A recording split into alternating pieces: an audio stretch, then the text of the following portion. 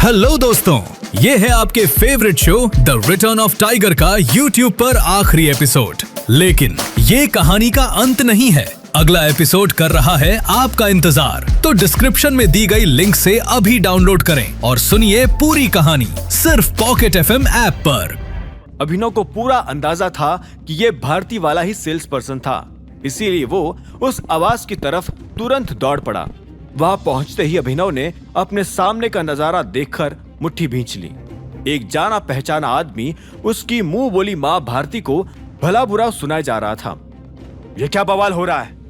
अभिनव उनके करीब आते हुए चिल्लाया और भारती के सामने आकर खड़ा हो गया, जिसका सिर फिलहाल शर्म से झुका हुआ था। अभिनव की आंखें गुस्से से लाल थी।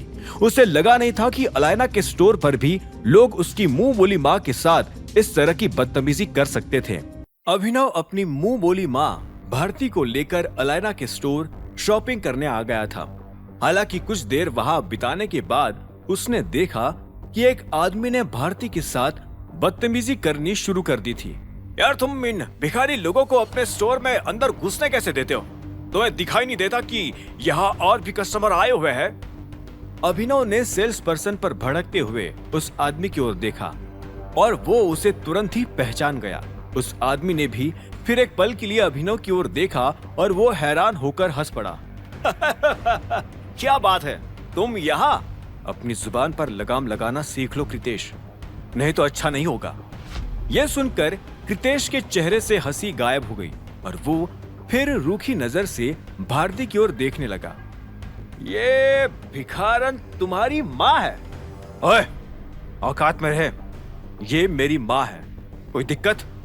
अभिनव ने ऊंची आवाज में जवाब दिया और कृतेश फिर से हंसने लगा। अबे तू तेरी औकात देख। पता है मुझे, उस दिन भी तू नकली मेंबरशिप कार्ड लेकर आ गया था होटल में। तेरे जैसे को टाइगर का मेंबरशिप कार्ड मिलने का कोई चांस ही नहीं है। कॉलेज में तेरे पास खाने के पैसे नहीं हुआ करते थे और तू हर दूसरे बच्चे से उधार की भीख मांगता फिरता था। तब भी वही हाल था, आज भी वही हाल है। और ऐसा भी नहीं कि अपनी रियलिटी को एक बार एक्सेप्ट कर ले, बस जबरदस्ती अपने आप को किसी रईस की औलाद दिखाना है उसको। अपनी माँ को भी ले आया आज इस बुटीक पर। तेरे पास पैसे भी है यहाँ कुछ खरीदने के लिए? और अगर है भी तो पहले इस बुढ़िया को ढंग के कपड़े तो दिला देता, कम से कम भिखारी तो नहीं लगती है। इसी वक्त कृतेश के बगल में खड़ी लड़की भी गुस्से से बोल पड़ी। प्लीज इसे जल्दी बाहर निकालो, मेरा दम घुट रहा है। तू भी यहाँ सिर्फ एक कस्टमर ही है हमारी तरह। अगर इतना ही दम घुट रहा है ना तेरा और तेरी गर्लफ्रेंड का, तो खुद का बुटीक खोल ले और दिन भर शॉपिंग कर वहां पर। अभिनव कृतेश पर भड़क उठा। हाँ, एक दिन बुटीक भी खोल दूंगा, तू उसकी टेंशन मत ले। तू सिर्फ अपनी माँ की फिक्र कर। इतने सालों बाद मिली है वो तुझे, पहले उसे कुछ खिला पिला देता, सीधा यहाँ लेकर आ गया। और वैसे सच बता अभिनव, तो यहाँ सिर्फ टाइम पास करने के लिए आया है ना? क्योंकि 5-10 हजार से कम की तो यहाँ कोई चीज मिलती ही नहीं। और जहां तक मुझे याद है 5-10 हजार ही तेरी महीने की सैलरी भी थी। कृतेश हंसते हुए सेल्स पर्सन की ओर देखने लगा और उसने कहा, यह आदमी एक नंबर का फटीचर है और यहाँ कुछ नहीं खरीदेगा, समझे? सिर्फ अपनी माँ को लेकर ऐसी में टाइम पास करने आया है। निकाले इसको बाहर यहाँ से। अभिनव बहुत गुस्से में था और वो कृतेश के मुंह पर एक मुक्का बरसाने ही वाला था, लेकिन फिर चेहरे पर मुस्कान लाकर उसने जैसे तैसे अपने आप को कंट्रोल करा, क्योंकि पास में भारती भी खड़ी थी। चलो देख क्या रहे हो, निकाल दो इन दोनों को बाहर, नहीं तो हम किसी दूसरे बुटीक में चले जाते हैं। कृतेश ने सेल्स पर्सन को धमकाते हुए कहा। वो सेल्स पर्सन अब उलझन में आ चुकी थी। कृतेश उनके रेगुलर कस्टमर में से एक था और उसने स्टोर के स्टाफ को भी हर खरीद पर कमीशन दिलवाया था। कई बार तो ऐसे दिन भी आते थे जब वो स्टोर आकर कुछ खरीदता नहीं था, पर फिर भी स्टोर के पूरे स्टाफ को उनकी मेहनत के लिए कुछ न कुछ कंपेंसेशन देकर जाता था। उस सेल्स पर्सन को समझ आ गया था कि वो अभिनव के लिए कृतेश जैसे कस्टमर को नाराज नहीं कर सकती थी, इसीलिए उसने तुरंत अपना फैसला भी तैयार कर लिया। उसे वैसे भी अभिनव की माँ की हालत देखकर ऐसा नहीं लग रहा था कि उसके पास कुछ खरीदने के लिए पैसे भी थे। सर, प्लीज आपको अब यहां से जाना पड़ेगा। अभिनव ने अपनी नजरें कृतेश से उस सेल्स पर्सन की ओर घुमाई। क्या ये तुम ठीक नहीं कर रही हो? तुम्हें हक नहीं है किसी एक कस्टमर को फेवर करके दूसरे को मना करने का, समझी? बिजनेस हर एक कस्टमर की रिस्पेक्ट करके ही आगे बढ़ता है। अभिनव की शिकायत सुनकर कृतेश मुस्कुरा दिया। कस्टमर उसे ही कहते हैं जिसके पास जेब में पैसे हो मिस्टर अभिनव। प्लीज अब जाइए। अब सेल्स पर्सन थोड़ी चिढ़ते हुए बोली। नहीं तो मुझे मजबूरन सिक्योरिटी को बुलाना पड़ेगा। सिक्योरिटी का नाम सुनते ही भारती अभिनव के करीब आ गई। बेटा चलते हैं यहां से। अभिनव ने तुरंत ही ना करते हुए अपना सिर हिला दिया। नहीं मां, हम अभी यही रहेंगे। खरीदी करने आए हैं तो खरीदी करके ही जाएंगे। जिस भी गधे को हमसे प्रॉब्लम होगी वो अपने आप यहां से निकल जाए। सेल्स पर्सन ने गुस्से में गहरी सांस ली और वो अपना फोन निकालकर सिक्योरिटी को बुलाने लगी। हालांकि इसी वक्त अचानक एक आदमी वहां का शोर सुनते हुए उनके पास आ पहुंचा। क्या प्रॉब्लम हो रही है? सर अच्छा हुआ आप आ गए। ये आदमी और इसकी माँ स्टोर को माहौल खराब कर रहे हैं। सेल्स पर्सन ने अभिनव पर आरोप लगाते हुए उंगली उठाई। मैंने इनसे कहा कि अभी की अभी स्टोर छोड़कर चले जाओ, तो भी ये हिलने का नाम ही नहीं ले रहे।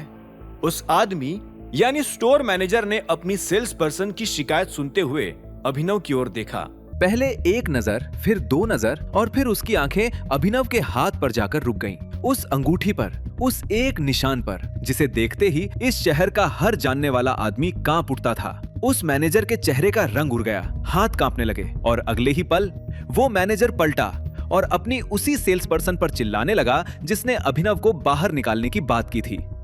तूने क्या किया? तूने क्या किया? ये तुझे पता है तूने किसे बाहर निकालने की बात की थी? सर मैंने तो बस क्या, एक भी शब्द नहीं। तेरी वजह से आज मेरा क्या हाल होता। आज के बाद से तेरी जरूरत नहीं है इस स्टोर में। You are fired. अभी के अभी निकल यहां से। मैनेजर के मुंह से यह सुनते ही वो सेल्स पर्सन एक पल के लिए जम सी गई, फिर उसकी आंखें भर आईं और वो रो पड़ी। सर प्लीज, मेरी गलती नहीं थी, मुझे नहीं पता था। सर प्लीज मुझे नौकरी से मत निकालिए। लेकिन मैनेजर के पास उस सेल्स पर्सन के लिए अब एक भी पल नहीं था। उसका पूरा ध्यान सिर्फ अभिनव पर था। और फिर पूरे स्टोर ने जो देखा वो किसी ने जिंदगी में पहले कभी नहीं देखा था। वो मैनेजर जो अभी तक अपनी सेल्स पर्सन पर चिल्ला रहा था, अब अभिनव के सामने आकर खड़ा हो गया और कांपती आवाज में उससे माफी मांगने लगा। सर मुझे माफ कर दीजिए, मुझे पता नहीं था आप यहाँ हैं। अगर मुझे जरा भी अंदाजा होता तो ये सब कभी नहीं होता। और इतना कहते हुए वो मैनेजर जिसके एक इशारे पर पूरा स्टोर चलता था, अभिनव के सामने अपने घुटनों पर आ गया। सर माफ कर दीजिए, मेरी लापरवाही है। जो सजा देनी हो दे दीजिए, बस माफ कर दीजिए। मैनेजर को घुटनों पर देखकर स्टोर के सारे एम्प्लॉयज एक दूसरे का मुंह देखने लगे। हर कोई हक्का बक्का था। हर कोई सोच रहा था कि आखिर ये अभिनव है कौन कि इतने बड़े स्टोर का मैनेजर उसके सामने घुटनों पर आ गया। कृतेश के पैरों तले जमीन खिसक गई। उसकी गर्लफ्रेंड का चेहरा सफेद पड़ गया और भारती भी नजारा देख दंग रह गई। अभिनव ने नीचे मैनेजर को देखा, फिर भारती को, फिर कृतेश को, और उसके चेहरे पर न गुस्सा था न घमंड, बस एक शांत सी मुस्कान थी। और तभी उस स्टोर के दरवाजे से एक और जानी पहचानी आवाज आई। स्टोर के दरवाजे से अनन्या अंदर आई। अभिनव, माँ जी, ये यहां क्या हो रहा है?